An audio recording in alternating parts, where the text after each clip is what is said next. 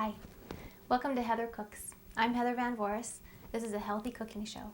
Everything that we make is safe for people who have IBS. That means it's low in fat, high in fiber, particularly soluble fiber. We carefully incorporate insoluble fiber. Everything that we make is very good for digestive health, which means we use no red meat, no dairy, no egg yolks, nothing that's deep fried. And yet everything that we make is still really good, I promise. Food's got to be really good for you, and it's also got to taste good. You can't have one or the other, and so hopefully the show will convince you that that's not a contradiction in terms. If you're not really fully convinced that you can have food that's both good for you and just plain good, even better, just plain great, then I hope you'll be convinced by today's show. We're going to make garden nachos. This is a really nice treat. It's very fast and easy, a fun kind of recipe. Kids love it. It's a much healthier version of nachos than what you typically get in Mexican restaurants or American restaurants, which are usually deep fried chips. They're loaded with melted cheese, with ground beef. They're very high in fat. They're very heavy. They're full of triggers for IBS. I don't even think they taste very good.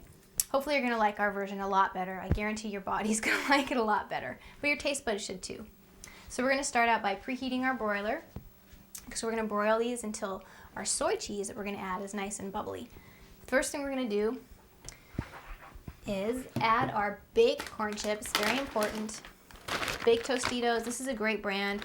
There's other brands available. All that really matters is that the corn chips are baked and not fried. It's going to get you a high soluble fiber base from the cornmeal, but avoid all the fat that could trigger problems. So we're just going to pour these into our container.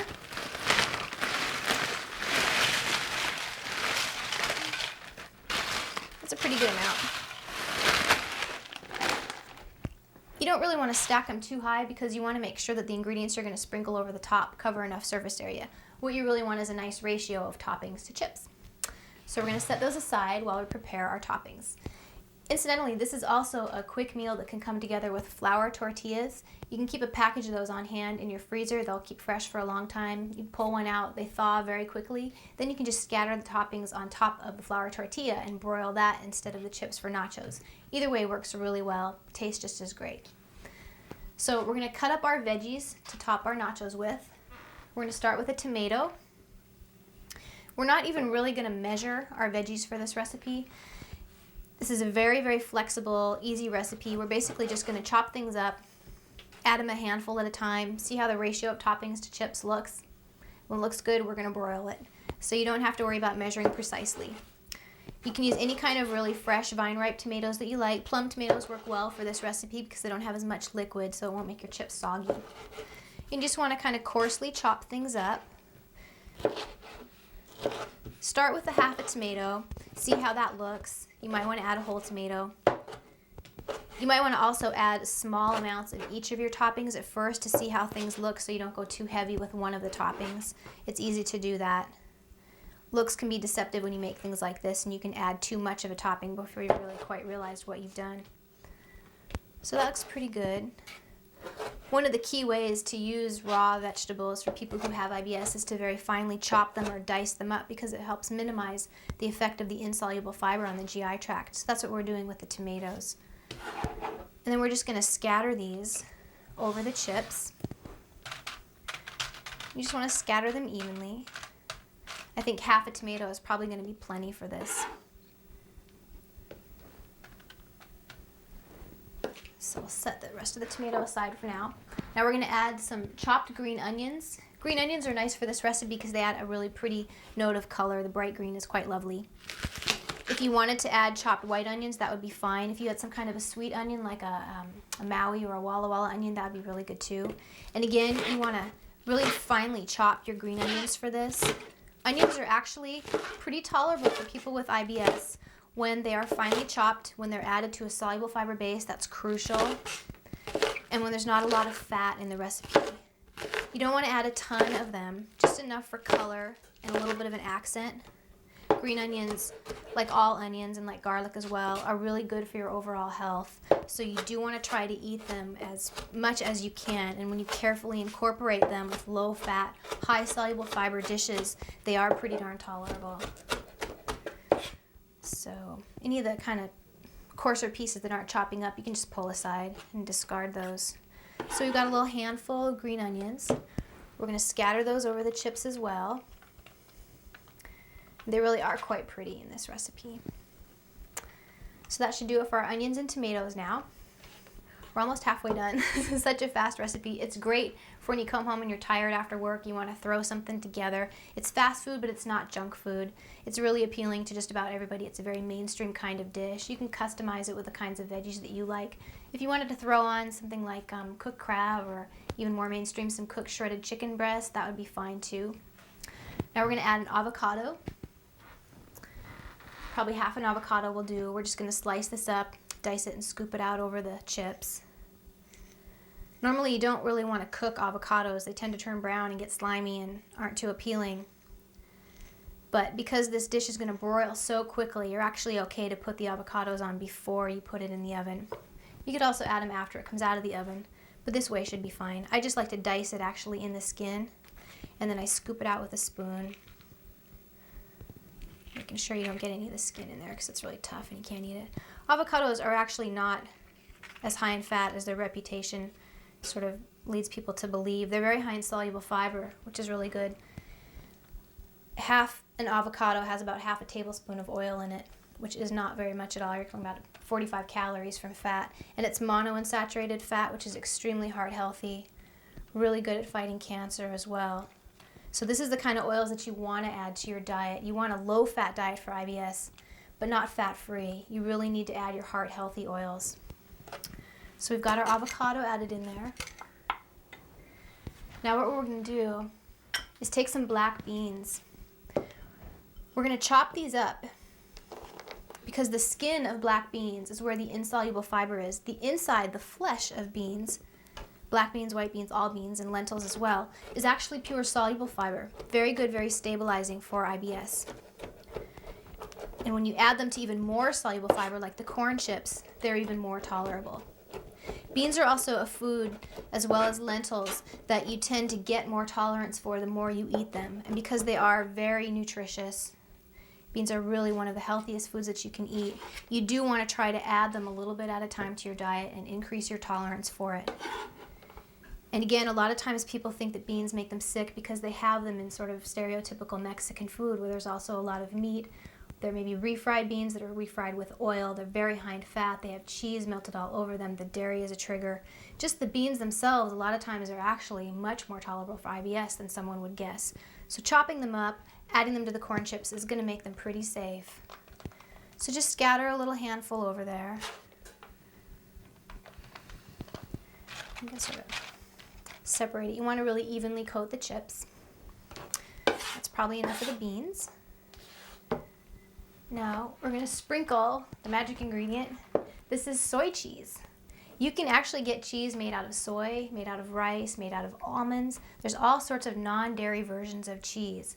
Health food stores have them, tons of different brands. There's probably a dozen different brands of these on the market at this point. You can also find them at regular grocery stores, although interestingly, they're probably not going to be in the dairy section. They'll be in the produce section with the fresh fruits and vegetables. If you ask them where they have their tofu, that's usually where they're going to have their soy cheeses. Try a bunch of different brands, try different flavors. This is American flavor. It comes in cheddar, it comes in jack, it comes in mozzarella. Basically every flavor that mainstream cheeses come in. One thing you want to watch out for with your soy cheese, it's not necessarily dairy-free just because it says lactose-free. A lot of times they don't add whole milk to it, but they add casein, which is a dairy protein. It makes the cheese melt and it gives it a nice texture. A lot of people who have IBS or other digestive problems are actually not really able to eat dairy in any form. So the casein, whey, which is another protein, can cause just as many problems for them as whole milk. So you really want to check your labels of soy cheese very carefully. And if you're at all unsure about what your tolerance is for dairy elements, try to get one that specifically says it's dairy-free or that says it's vegan. Unfortunately, those tend to be the brands that aren't quite as tasty, but there are more brands coming out all the time. So I would suggest if you're not really familiar with soy or rice or almond cheeses, buy a wide variety, buy several different brands. Get some that are dairy-free, get some that are just lactose-free that maybe have a little casein. See how you tolerate them. Check the fat content as well. You want the ones that are lower fat. See which ones you like the taste of and which ones do well for your digestive health. So this is American flavored soy cheese. I'm just going to sprinkle it over the top. I actually bought this pre-shredded. You can buy it in slices, you can buy it in blocks, just like you would buy regular cheese. And just a little. You don't want a ton of cheese over it, but just enough to sort of evenly coat. It was going to melt really nicely and add a nice bit of flavor to it. Now we're going to put this in the oven. We're going to broil it. It's probably only going to take 2 or 3 minutes to broil. Basically, we're just waiting for the cheese to melt. The chips might get a little golden brown on top. That's fine. So we're going to put them under the broiler.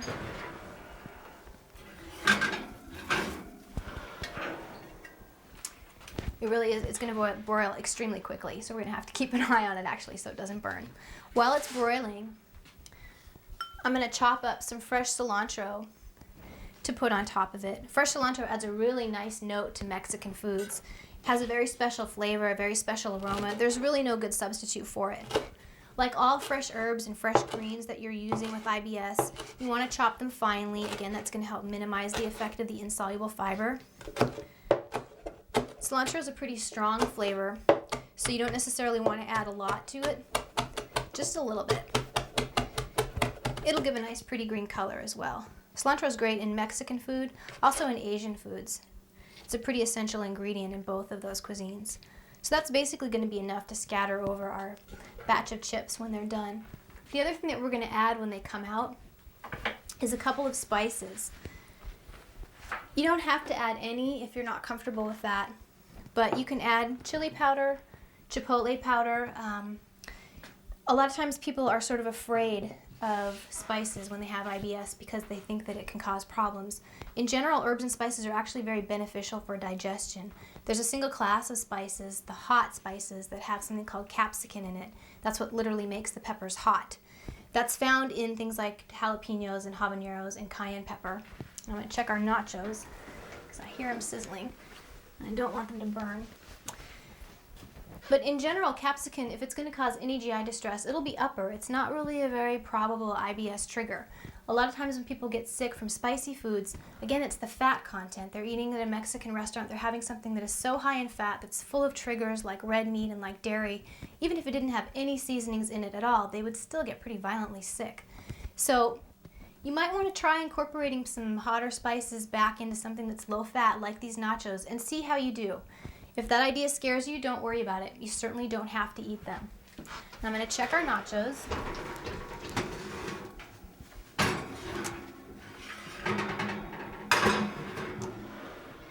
And they are certainly done. In fact, the one little chip on top looked like it got a little bit too burnt, so I'm just going to pull those off. They broil very, very quickly. I'm going to try to tilt this up for you to see. You can see how the cheese melted. They've got a lovely mix of colors, all the reds and the greens and the black from the black beans. Now what I like to do when I have my nachos freshly out of the oven right before I serve them is to cut a lime and to put some fresh lime juice over the top. Just a little bit. You don't want enough to make them soggy, but just a little is going to really spike up the flavor. So we'll drizzle that over. And then if you wanted to add something that had a little bit of heat, you could add chipotle, which is smoked jalapenos. You can buy them ground. They have an incredible flavor and aroma. There's really no substitute for chipotle. It just takes a little teeny bit. Or if you want something that's mild, you can get a mild chili powder. This actually has no heat at all. It's just your basic chili powder. You can add just a slight sprinkle. It's going to add a really nice note of flavor to the nachos. And at this point, we are ready to pull out a handful of these and serve. Be careful with the plate when it comes out of the broiler because it's going to be very, very hot. So let's put a serving of these on a plate. You could also just serve them family style right out of the big bowl if you wanted to. It's certainly easy enough to do that way. You'll see that the avocado hasn't even cooked long enough to be brown at this point. One right on top. It's got a lot of the goodies. So there's our sort of heaping platter of nachos. For a little special touch, you can garnish it with some fresh cilantro sprigs. Always adds a little bit of a nice note to it. It's still very hot. Turn this over. And you can see that's what your finished platter of nachos looks like. It's a great fast snack. Kids love it, adults love it.